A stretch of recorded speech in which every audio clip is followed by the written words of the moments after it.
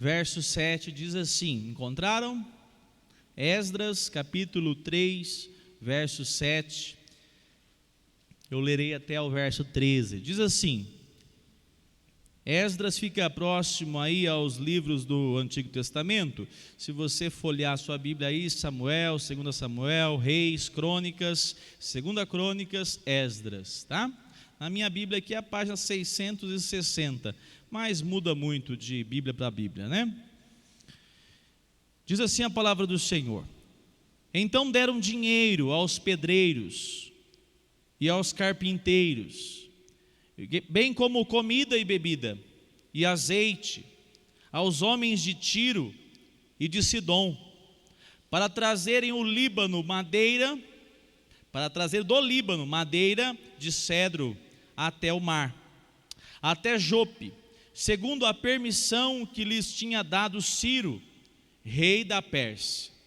No segundo ano depois que eles voltaram à casa de Deus, em Jerusalém, no segundo mês, Zorobabel, filho de Sealtiel, e Jesua, filho de Josadaque, e os seus outros irmãos, sacerdotes e levitas, e todos os que voltaram do cativeiro a Jerusalém, puseram mãos à obra e construíram. Levitas com mais de 20 anos para supervisionar a reconstrução da casa do Senhor. Verso 9, então se apresentaram Jesua com os seus filhos e os seus irmãos, Cadmiel e os seus filhos, os filhos de Judá, para juntamente supervisionarem os que faziam a obra na casa de Deus, bem como os filhos de Enadade, seus filhos e seus irmãos, os levitas.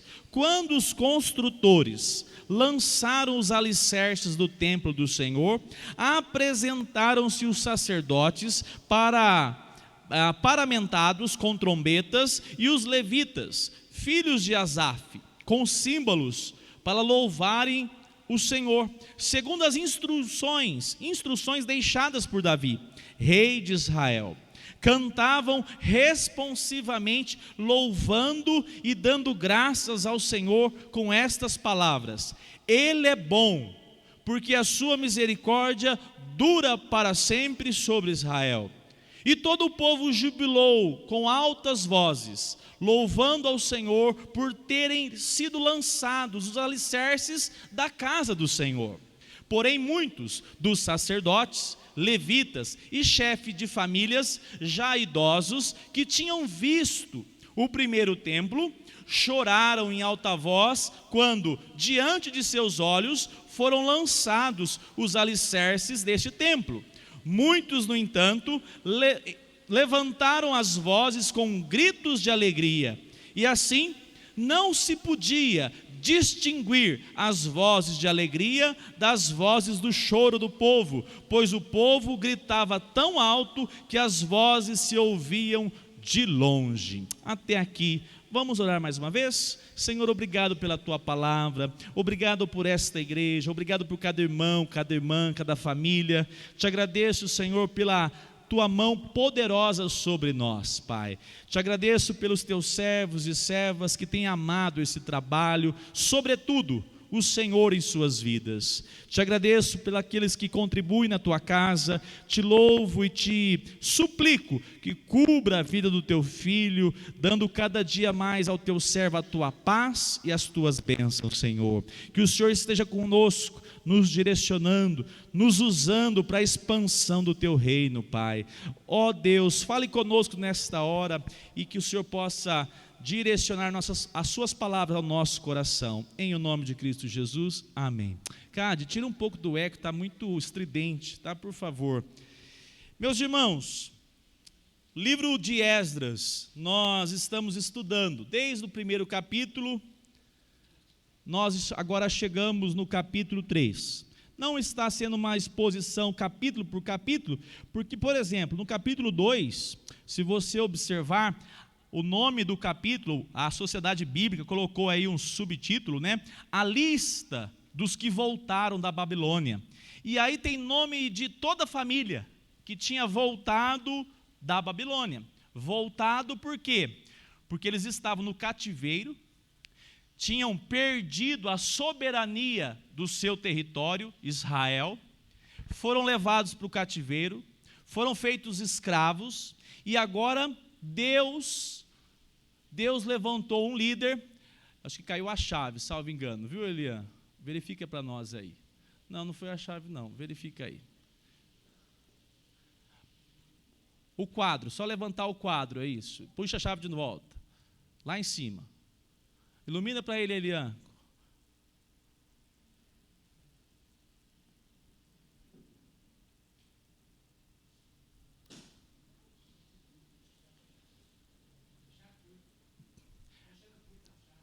Então vamos ver, só o seguinte.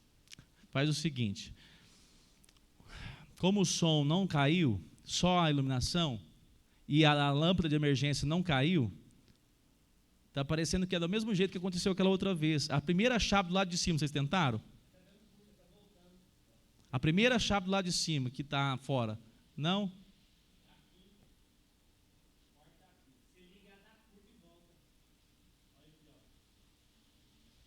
É o meu medo. Aí.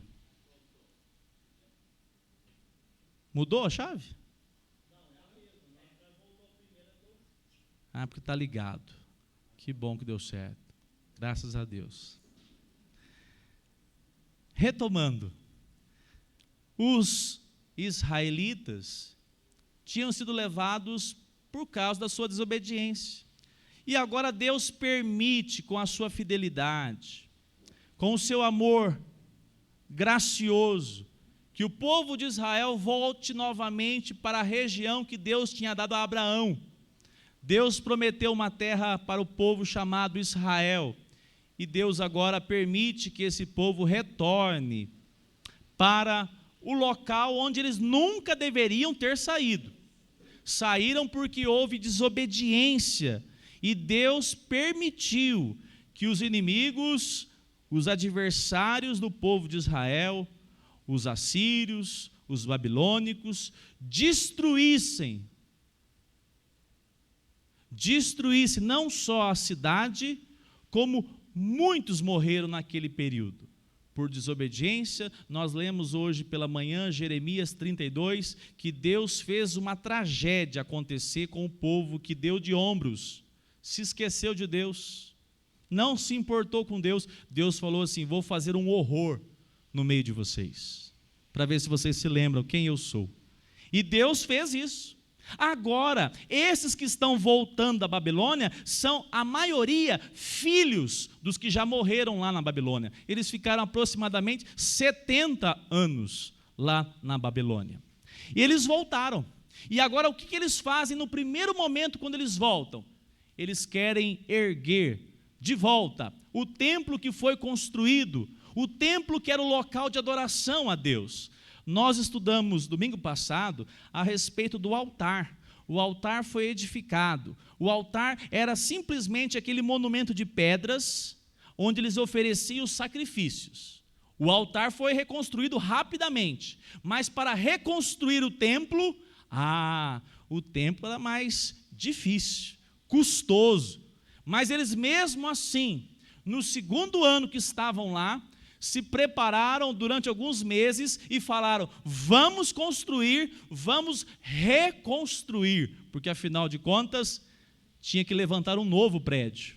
O segundo, porque o primeiro já havia sido todo destruído. E o que acontece nesse contexto? Deus levanta pessoas, homens, famílias inteiras a trabalhar na sua obra. Eu quero então nesta noite destacar, e eu quero pedir, Luciano, destaque o texto, viu, Luciano? Esdras 3, do 7 ao 13. Corações e mãos, a obra do Senhor. Corações e mãos, a obra do Senhor. Se você observar comigo no capítulo 3, verso 7, olha o que diz aí. Então deram dinheiro aos pedreiros e aos carpinteiros. Nós vivemos num mundo que, enquanto estivermos aqui, há uma necessidade econômica, né, de tudo que nós fazemos. E eu quero destacar o primeiro ponto nesta noite.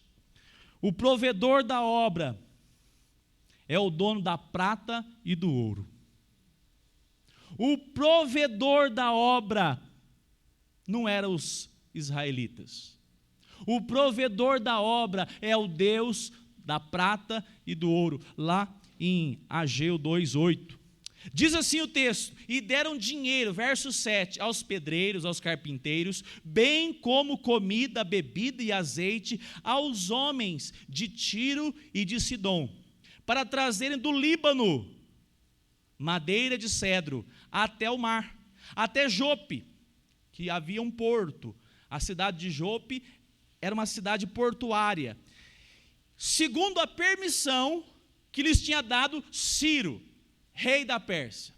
Vocês concordam comigo que construir o segundo é mais, digamos assim, tem mais referência construir o segundo do que o primeiro, né? Quando Salomão construiu o primeiro templo, ele mandou buscar madeiras aonde? Em Tiro e Sidom. Porque lá havia uma madeira especial, essa madeira de cedro. Era uma madeira nobre. E Salomão foi o homem que Deus permitiu que construísse o primeiro templo. Davi desejou, vocês lembram disso? Davi queria construir, e Deus falou assim: não vou permitir você, vai ser seu filho. E Salomão, com toda a sua glória, falou assim: passa o Pix aí, que eu vou fazer uma transferência para o rei de Sidom, para o rei de Tiro. Ô pastor, como assim, né? Foi desse jeito não, né?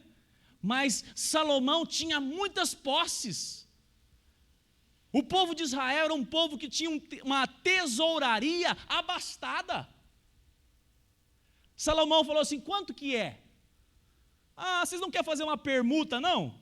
Aqui na nação de Israel, nós temos muita plantação, trigo demais. Vamos fazer o seguinte, aqui é uma parte que o pastor Fábio está inventando, tá?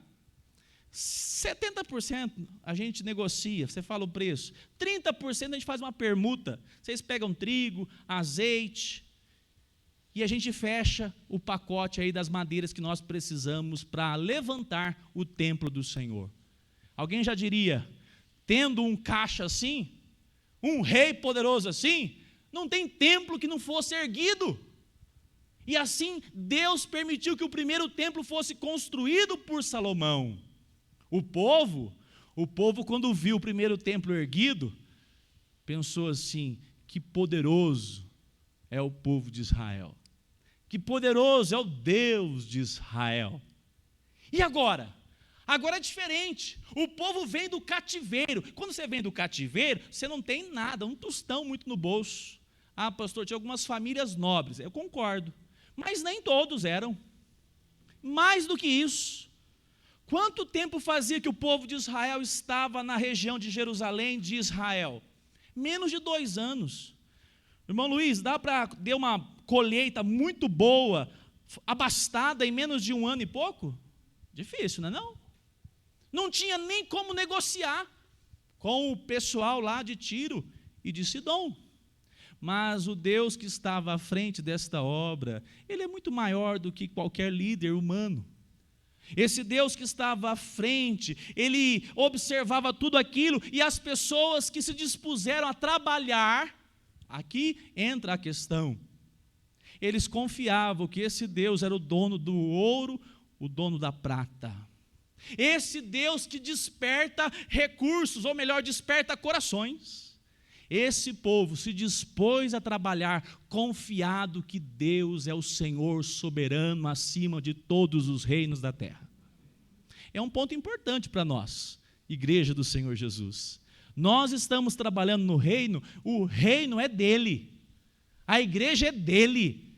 Nós temos que dispor nossos corações, nós temos que dispor as nossas mãos. Sabe por quê? Porque Deus está sobre a sua obra, sobre o seu reino. Olha o que acontece. O texto diz assim, que agora o segundo templo precisa de madeira, e madeira nobre. Mas o que aconteceu? O Deus soberano fez com que o imperador, o rei persa, o mesmo rei que permitiu que Israel voltasse para Jerusalém, também tivesse conquistado Tiro e Sidom. E aquelas duas cidades estavam sob o domínio dos persas. E eles não tiveram que pedir autorização, nem negociar com ninguém. Simplesmente o rei Ciro deu uma ordem: Dário, faça o que tiver que fazer e tome as madeiras. Lá está tudo liberado para vocês construírem o segundo templo. Eu falo aleluia, louvado seja o nome de Deus. O Deus que providencia de onde nós não sabemos onde ou de onde surgirá os recursos. Um Deus que faz aquilo que nós não podemos fazer. Um Deus que trabalha de modo que a sua ação, ela é graciosa, poderosa. Meus irmãos, esse Deus provedor, Ele é o dono do ouro e da prata. Esse Deus é o Deus que desperta corações, mãos, que não sabe de onde vem o recurso, mas que se dispõe na sua obra, no seu reino. Vou dizer uma coisa aqui que não tinha preparado. Você acha que o seu emprego é à toa? Ou você veio lá de Patimi, lá de Paracatu. Paracatu. Você vai lá de Paracatu aqui, para cá, à toa. Ah, porque você é o the best. Nada disso, miserável pecador. É porque Deus na sua vida tinha um propósito de ser glorificado na sua vida profissional, de ser o Deus que coloca você numa circunstância que você o reconhece e diz assim: Deus é o provedor da minha vida. É só com o irmão de Paracatu ou com vocês também? Olha lá, hein?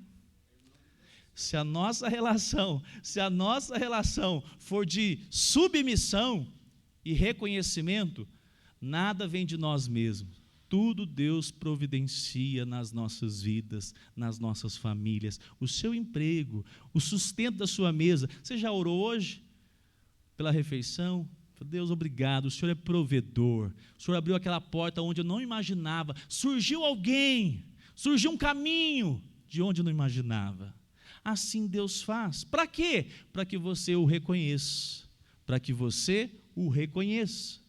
A ação daquele que depende de Deus é dispor: Senhor, eu quero servi-lo, e você vai servi-lo através do seu trabalho, fazendo aquilo que Deus colocou você para fazer, sendo bênção lá no seu trabalho, aonde Deus te colocar, em todos os momentos, na obra dele, na igreja, na família, com os parentes.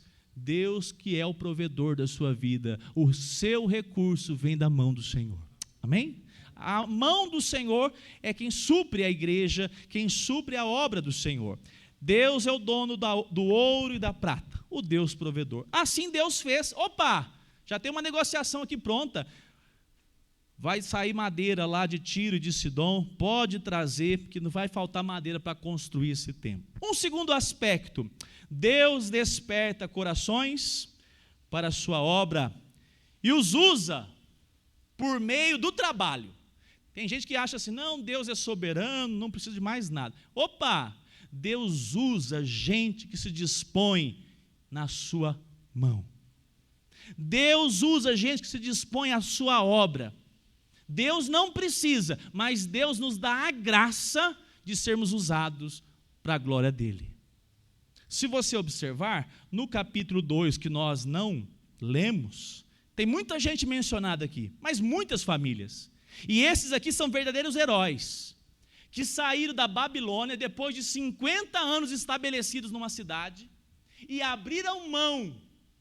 Muitos, os pais já tinham morrido, mas o pai devia dizer assim: ó, meu filho, quando vocês tiverem oportunidade, voltem para Jerusalém, construam o templo, se voltem para o Senhor e nunca mais abandone Ele, como nós fizemos. E agora? Agora chegou a hora. E aqui o capítulo 3 nos mostra que, verso 8, no segundo ano depois que eles voltaram à casa de Deus em Jerusalém, no segundo mês, Zorobabel, filho de Sealtiel, e Jesua, filho de Josadaque, e os seus outros irmãos, sacerdotes, levitas, e todos os outros, que voltaram de onde? Voltaram de onde? Do cativeiro. Irmãos, eu quero mencionar essa relação do povo aqui com Deus. Imagina a cena, você sendo tirado da sua cidade, sendo tirado do seu conforto, do seu lar, e sendo levado para uma região distante. Você vai para aquele local, levado, escravizado, porque você sabe que no seu coração houve uma rebelião contra Deus. E esse povo teve que experimentar essa disciplina de Deus. E quando eles foram com nada praticamente. Muitos morreram no caminho. Mas depois de 50, 60, interessante que alguns estudiosos vão dizer que 70 anos certinho vai dar quando começa a construir o segundo templo. Interessante isso. Eles discutem se foi 60 até aqui, aí 70 há uma contagem que é na construção do segundo templo. 70 anos depois, pouquinho antes, 68 anos, eles têm que tomar uma decisão: vamos voltar para Jerusalém? Nós já estamos aqui aculturados, mas não. Diz o texto que eles voltaram do cativeiro. Eles voltaram do cativeiro porque eles devem ter obedecido aquilo que os pais falaram, aquilo que Deus levantou profetas lá no meio do povo de Israel, lá na Babilônia, e disseram: voltemos à nossa terra, voltemos a buscar e levantar um altar ao nosso Deus, voltemos a servir o Senhor com toda a disposição. Sabe para quem serve isso, meus irmãos? Só para quem já teve uma vida que foi alcançada pelo poder de Cristo Jesus, que o libertou do cativeiro do pecado, do cativeiro das trevas, e aí você experimenta uma graça maravilhosa. Você fala assim: como a minha vida estava perdida, como eu não tinha rumo, como eu não tinha propósito na minha existência, e Deus me alcançou, me trouxe esperança, me transportou desse mundo perdido e me trouxe salvação.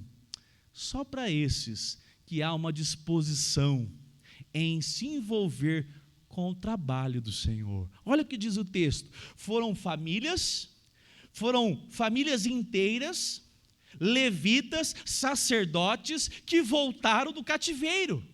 E eu quero destacar, e eu oro para que a igreja Semear seja uma igreja que foi libertada, que foi transformada. Famílias inteiras que estavam no cativeiro e viram Cristo se revelar nessa família, e agora se rende ao Senhor Jesus e serve Ele para a glória dEle mesmo. Senão, nós teremos um grande número de religiosos que vêm e que vão, mas que não experimentam o que de fato é trabalhar para o Senhor, se dispor a se envolver com o reino do Senhor, porque só podia de uma maneira de fato manifestar envolvimento, voltando da Babilônia. Irmãos, era muito longa a viagem, já falei sobre isso, mas quando chega em Jerusalém, cada um podia ter pensado assim: já viajei mais de 4 meses, já passou mais de 1 ano e meio, vou largar de mão de construir templo. Não, havia no coração deles uma convicção: se nós voltamos, foi porque Deus nos libertou do cativeiro, foi porque Deus foi fiel, foi porque Deus foi misericordioso, sirvamos ao Senhor. Detalhe importante para você na sua caminhada, para nós: o Senhor na sua vida tem esse brilho libertador da sua alma, ou é apenas ainda uma informação? Eu oro para que o Espírito Santo te constranja e que não reste nada da sua força, do seu entendimento, que não seja dizer: Senhor, eis-me aqui, usa-me para a tua glória. Só quem tem um coração transformado, livre das algemas, e eu oro para que isso seja uma visitação de Deus na sua vida e na sua casa. Amém? A palavra do Senhor nos mostra que a família estava envolvida. Meus irmãos, nós temos visto, se nós formos esperar as condições ideais de servir o Senhor, nunca teremos condições. Esse povo podia falar: não, estou chegando aqui agora, matriculei os meninos na escola, daqui a pouco eu faço isso. Não, está assim, acabou de vencer a pandemia. Eu não sei quais as desculpas havia naquela época. Mas uma coisa é certa: o tempo que se chama hoje é o dia, é o momento para nós nos envolvermos com o reino do Senhor Jesus. Não procure, não permita aquilo que aparentemente são boas desculpas, mas que o seu coração, você ore: Senhor, trabalhe na minha vida, não permita que o ensejo desse mundo, as desculpas desse mundo, o meu bem-estar, roube do meu coração a alegria de estar na tua presença, de buscar o Senhor. Eu louvo a Deus por essa igreja. Hoje pela manhã, eu falei assim: hoje tem que exercitar mais fé, porque levantar mais cedo hoje, chovendo, é mais difícil, né, dona Cândida? Mais difícil. Eu fiquei surpreendido, porque a igreja tem respondido, tem amado a escola bíblica dominical, e eu oro para que Deus levante professores, líderes, que amem a escola dominical. Sabe por quê? Lá na escola que eu estou lá no estado, de segunda a sexta-feira, os pais despejam os meninos lá na escola, pode estar chovendo canivete aberto, não é assim que o povo fala? Desviando as pedras, mas coloca o menino na escola lá. Sabe para quê? Para falar assim: esse menino vai ter um pouco de educação na vida. Aí chega lá, eles são bombardeados de informações terrivelmente contaminadas por esse mundo aí fora. Mas assim é demais. Eu fico pensando: Deus, para sair um daqui que temos o Senhor, tem que o Senhor ter um plano mesmo de resgate, de salvação, porque o mundo, as amizades com 12 anos já são desse jeito. Aí eu pergunto: aonde essas crianças, filhos nossos, aonde os nossos adolescentes vão aprender dos valores de Deus se não é na casa do Senhor? Então, papai e mamãe, você se envolver com o reino, você se envolver com a sua família, é um comprometimento, um mandato social. Você fala: não, eu e minha casa serviremos o Senhor. Eu quero me esforçar. É com esforço. É com esforço. Ou pensa que você, a coberta é mais fria do que a minha? É do mesmo jeito, não é assim? A gente tem que falar: não, vou querer fazer parte. Não posso ficar fora. Quero me engajar. E eu convido você, meu irmão, minha irmã, que você se envolva, você e a sua família. Não desperdice o tempo que Deus deu a você hoje. E eu quero passar para um terceiro aspecto. A palavra do Senhor nos mostra no verso 10 e 11. Diz assim: quando os construtores lançaram os alicerces do templo do Senhor, apresentaram-se os sacerdotes paramentados e com trombetas, e os levitas, filhos de Asaf, com símbolos para louvarem o Senhor, segundo as instruções deixadas por Davi, rei de Israel, e cantavam responsivamente, louvando e dando graças ao Senhor, com estas palavras: Ele é bom, porque a sua misericórdia dura para sempre sobre Israel. E todo o povo jubilou com altas vozes, louvando o Senhor por terem lançados os alicerces da casa do Senhor. Louvar ao Senhor diante de qualquer circunstância. O louvor ao Senhor é o meu terceiro aspecto aqui nessa noite. Louvar ao Senhor em todos os momentos da nossa caminhada.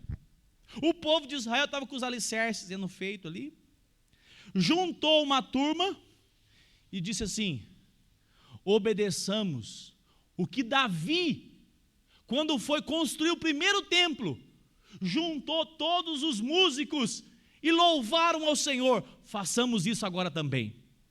Eu fico imaginando a cena, todos despreparados ali, porque a situação nesse momento aqui do segundo templo não era assim estabilizada, não. Com esforço, tomaram os instrumentos, se juntaram, beirando a obra que estava sendo construída, o trabalho ali dos alicerces. O que eles fizeram? Começaram a entoar louvores. Eu fico imaginando os louvores deles. O Senhor é bom, porque a sua misericórdia dura para sempre. Estávamos no cativeiro, estávamos perdidos, estávamos sem esperança, e o Senhor mais uma vez manifestou a sua promessa, fiel à sua palavra. Meus irmãos, eles invocam o Deus pactual. O que é isso, pastor? Um Deus pactual? Um Deus que fez um pacto com o seu povo: eu não os abandonarei. Eu vou discipliná-los, mas eu vou fazer de vocês um povo meu.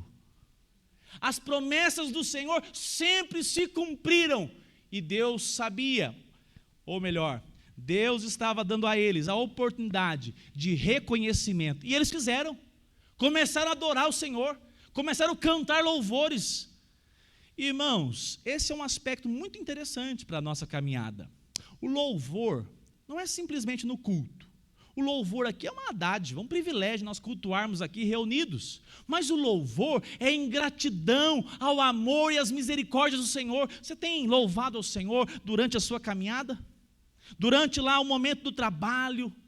Durante a semana com os seus filhos? Ah, pastor, mas o senhor não está lá em casa não. Para saber como é que é lá em casa. Como é que louva lá em casa? Como é que louva com o salário que eu tenho? Como é que louva com o momento que eu estou vivendo? Esse é o ponto. Esse é o ponto. Olha o que acontece com esse povo aqui. O povo invoca o nome do Senhor, e a partir do momento que eles invocam o nome do Senhor, eles experimentam do Deus Todo-Poderoso. Abra comigo a sua Bíblia, se você está com a sua Bíblia aí, 2 Crônicas, capítulo 2.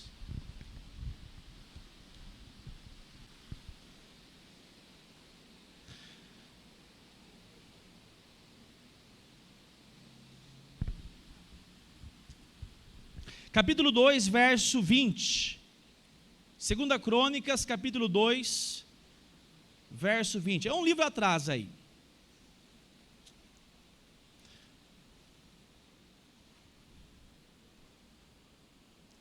Perdão, eu falei 2, capítulo 2? Não, capítulo 20. 2 Crônicas, capítulo 20. Encontraram?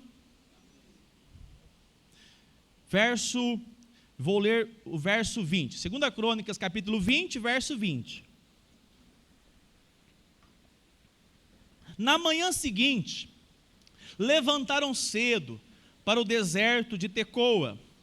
Ao saírem, Josafá se pôs em pé e disse: escutem, povo de Judá, moradores de Jerusalém, creiam no Senhor, seu Deus, e vocês estarão seguros. Olha o que ele diz mais: creiam nas promessas do Senhor, e vocês serão bem-sucedidos. Ele deu essa palavra de ânimo. Agora verso 21.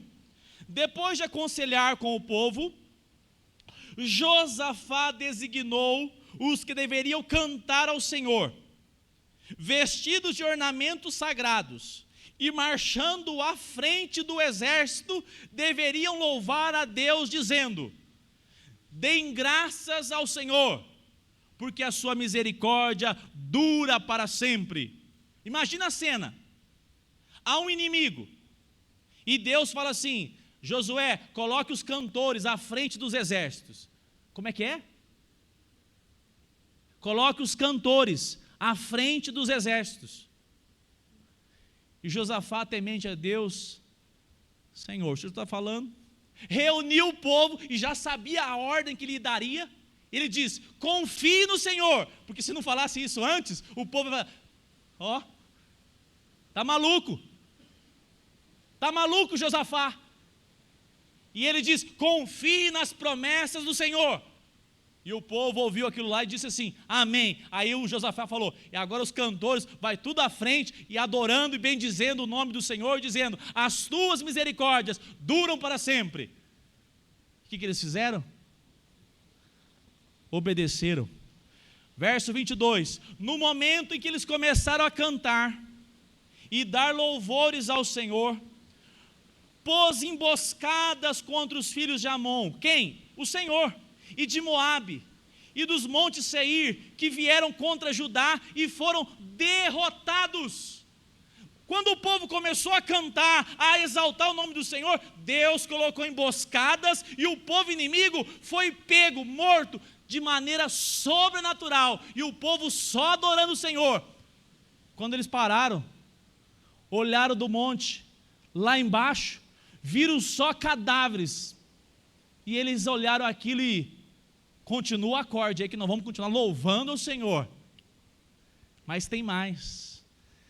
Quando eles viram que os inimigos estavam derrotados, fugiram, mortos. Verso 25. Josafá desceu o monte para saquear o povo inimigo, para pegar o espólio. O espólio era aquilo que o povo inimigo tinha de riqueza. E foram lá, desceram para pegar o espólio dos povos inimigos. Sabe quanto tempo que eles gastaram para pegar os espólios? Lê aí para você ver. 3 dias juntando no saco os tesouros do povo inimigo. 3 dias. E como é que eles venceram? Durante a batalha, antes de sair, antes de enfrentar, louvando ao Senhor e confiando nas suas promessas. O ponto importante para mim e para você. Você tem que aprender, nós juntos, temos que aprender a louvar e adorar o Senhor. Sabe como? Aqui na igreja está fácil, né? Tem um tecladista, louvado seja Deus pela vida do tecladista. Tem as cantoras, o cantor. Aqui não está difícil. Mas na segunda-feira é que é difícil para mim e para você. Deus te convida a louvá-lo, bendizê-lo, reconhecer Ele em tudo, em qualquer circunstância. Sabe por quê? Numa adversidade, diante de uma grande batalha, Deus pode estar preparado para se revelar a você de uma maneira que você nunca o conheceu. Você quer ver um exemplo disso? Sueli, né? A gente tem falado isso porque a gente está toda semana aqui juntos, não tem como não falar. Hoje a gente orou por você, viu, Sueli? Para não perder a escola dominical por causa da dor. Pastor, não quero ir na escola dominical, quero ir na escola dominical, mas eu fiz um procedimento lá na medicina, me furou tudo aqui, e eu não consegui, não tive forças para ir para a escola bíblica dominical. Nós nos colocamos, nos dispomos a orar sempre para que Deus cure a Sueli. Amém?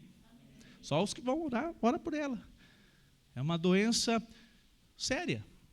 E nós queremos que ela não perca os movimentos, ela continue vindo à igreja. Amém? Só que tem um detalhe. Durante a batalha, Deus se revelou a ela. E Deus não prometeu, minha filha, eu vou te curar amanhã. Mas ela conheceu o Senhor Jesus. E sabe o que o Senhor Jesus falou para ela? Continue me louvando, sendo curada ou não sendo curada, porque eu sou o Deus da sua vida. E ela continua prosseguindo, continua servindo o Senhor, continua na sua casa sendo testemunho, continua no nosso meio sendo testemunha. Por quê? Porque ela coloca durante a segunda-feira, antes da sessão, lá na medicina, na sua casa, o Senhor é bom e as suas misericórdias duram para sempre.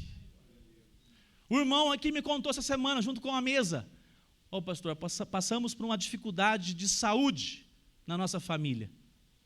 Minha esposa ficou doente.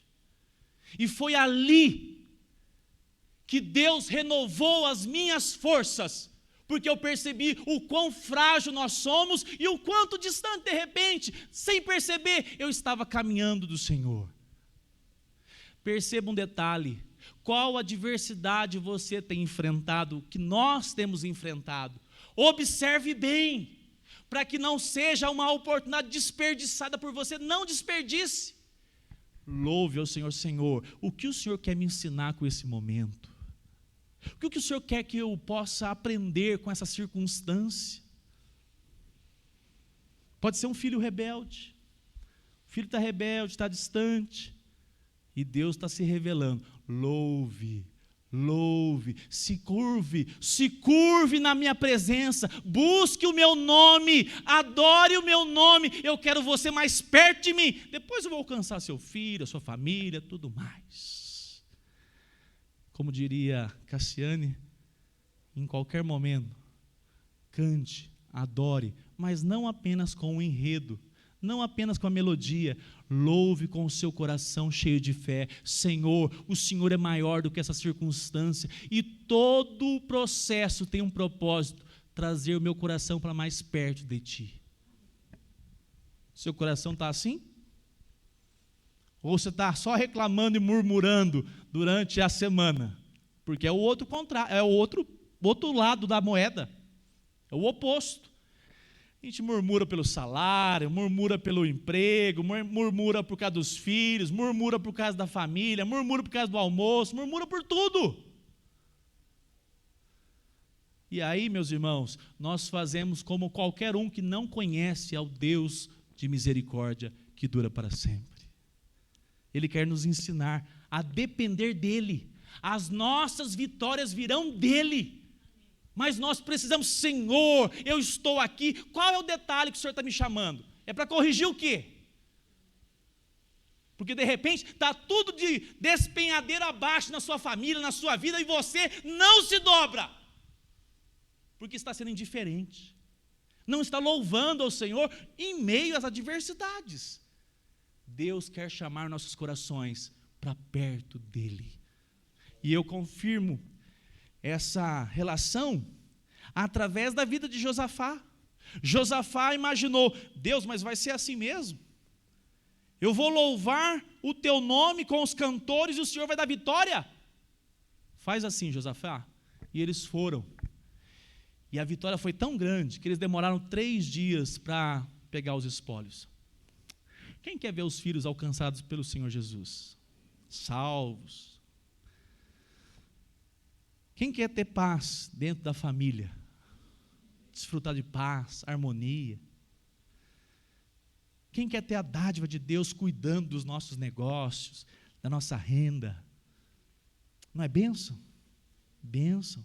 Que Deus vai à frente.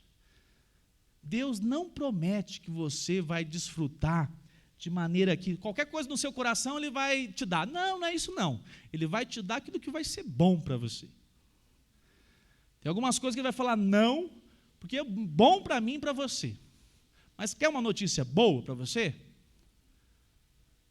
Há uma dádiva que foi conquistada e demorou 3 dias para ser conquistada.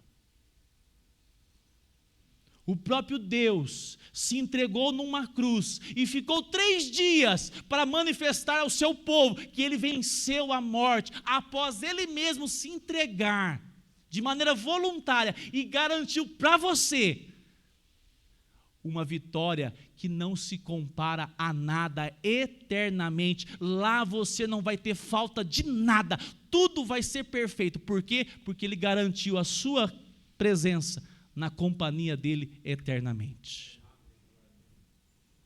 Tem gente que fica frustrada aqui, né? Eu fiquei sabendo esses dias, alguém falou assim, essa igreja não dá certo não, orou lá, não respondeu o que aconteceu. Quem disse? Isso é uma promessa de homens. Aqui tem muita coisa que a gente não recebe. Se Deus não quiser, não recebe. Você tem uma garantia eterna, conquistada pela morte de Cristo e a sua ressurreição, de modo que você vai desfrutar um reino, reinar com Ele, para a glória dEle mesmo. Lá não vai ter enfermidade, Sueli. Lá não vamos correr. Os jovens não se cansam, nem se fadigam, porque nós estaremos eternamente na presença do próprio Criador. E para terminarmos, eu quero destacar o verso 12 e o verso 13. Diz assim, capítulo 3 de Esdras, 12 e 13. Porém, muitos dos sacerdotes, levitas e chefes de famílias, já idosos, que tinham visto o primeiro templo, choraram em alta voz quando, diante dos seus olhos, foram lançados os alicerces deste templo. Muitos, no entanto, levantaram as vozes com gritos de alegria, e assim não se podiam distinguir as vozes de alegria das vozes do choro do povo, pois o povo gritava tão alto que as vozes se ouviam de longe. E eu quero encerrar com esse quarto aspecto. Não julgue pela aparência, Não julgue. Acabei de dizer, um problema, vai para o Senhor Jesus e ore. Não julgue pela aparência. O primeiro templo foi construído de maneira tão gloriosa, que o mais humilde de Israel olhou aquilo lá e falou assim: eita, que Deus poderoso, que povo poderoso somos nós. O segundo templo foi construído num momento muito diferente. O povo não tinha rei, o povo tinha acabado de voltar do cativeiro, e naquele momento levantou-se duas vozes, os que choravam e dos que cantavam e ficavam felizes, gritavam de alegria. Interessante, as circunstâncias contrárias a esse momento do novo templo, uma oposição. O povo de Israel estava cercado de inimigo para fazer que aquilo lá não desse certo. Por sinal, eles tentaram, nos capítulos, daqui a pouco a gente vai falar sobre isso, nos próximos domingos. Eles tentaram. O povo estava sendo ameaçado. E aí os que viram a glória do primeiro templo, os idosos, que já tinham visto, foram traídos pela imagem e pensaram assim: nós vamos recomeçar com esses alicerces. Nem o tempo tinha acabado ainda não, só os alicerces já desanimou. Só os alicerces já desanimou os levitas antigos. E pensando assim, nós tínhamos um templo enorme, e nós vamos começar agora assim?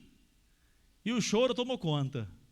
Mas também, por outro lado, aqueles que não tinham visto templo nenhum, ou pelo menos estavam confiados, que naquele momento só tinha uma coisa para fazer: manifestar fé no mesmo Deus que tinha trazido eles da Babilônia para Jerusalém, seria o Deus que daria a bênção sobre aquele novo templo.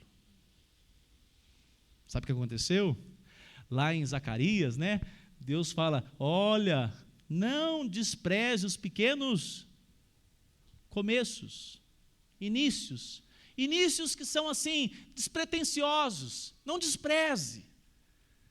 Lá em Ageu 2:9, vou pedir, se puder jogar aqui para nós, olha o que diz aqui em Ageu 2:9. Cuidado com as aparências.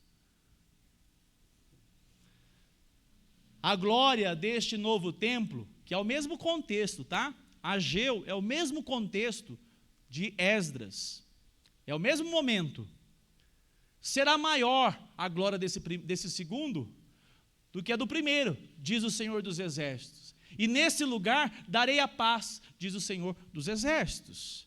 Aí houve essa promessa, e o povo ouviu aquilo ali, e o povo, muitos chorando, e outros celebrando, e essa palavra veio sobre o povo. É impressionante isso, como Deus cuida. Nós temos que tomar cuidado com a impressão de olharmos uma coisa e achar, não, é isso, pronto. Essa relação é muito perigosa. Sabe o que aconteceu com esse templo? O primeiro templo, Deus visitou aquele templo quando ele foi inaugurado, lembra disso? Como uma fumaça que tomou conta. A glória de Deus inundou aquele templo, os limiares do templo. E no segundo? O segundo templo não teve essa glória, visitação de fumaça de Deus.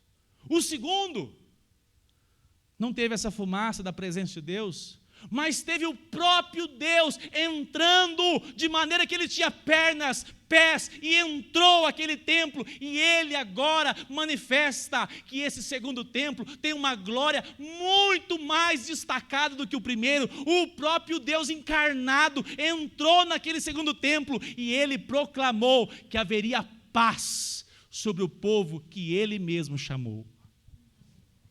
A glória do segundo templo era muito maior, mas não com a aparência, que nós tantas vezes ficamos impressionados. Nós somos chamados a experimentar de Deus uma espiritualidade, onde Deus quebranta nosso coração. Não permita ser levado apenas por uma aparência religiosa. O povo de Israel, quando teve o primeiro templo, se perderam, porque achavam que Deus, que tinha dado aquela dádiva, aquele monumento, jamais os abandonaria. E o orgulho e a soberba tomou conta daquele povo. No segundo templo, pastor, mas aconteceu muito disso também. Aconteceu. Mas os ensinos que o Senhor deixou é bem claro. Eles deveriam agir com fé, confiado que Deus estaria com eles, a despeito de toda aparência. E eu termino nesta noite dizendo que nós possamos, de fato, nos colocar na presença do Senhor, dizendo: Senhor, eu desejo que o Senhor possa, de fato, trabalhar no meu coração, trabalhar na minha vida, que as circunstâncias, seja o que for que você esteja enfrentando, seja uma oportunidade de Deus visitar a sua alma verdadeiramente. Vocês não têm noção do quanto é difícil olhar vocês daqui de cima. Cada um olhando assim, eu não consigo discernir nada, eu não consigo ver nada. Louvado seja Deus por isso, senão, pastor, você estava frito. E vocês também para mim, não conseguem ver nada, só a casca. Deus nos chama a ter um relacionamento sincero, de dentro para fora. Uma espiritualidade contagiante, de dentro para fora. O povo de Israel teve que depender do Senhor através de uma fé sincera. Eu convido você a se render ao Senhor Jesus. Eu convido você a entregar a sua vida a Ele. Eu convido você a experimentar a sua caminhada de fé de maneira rendida. Eu não vou falar para você, venha para o Senhor e tudo vai se resolver hoje, amanhã. Não. Venha para o Senhor, se renda e experimente do amor fiel desse Deus por toda a sua vida. Isso não vai faltar. Convido você a ficar em pé. Nós vamos orar.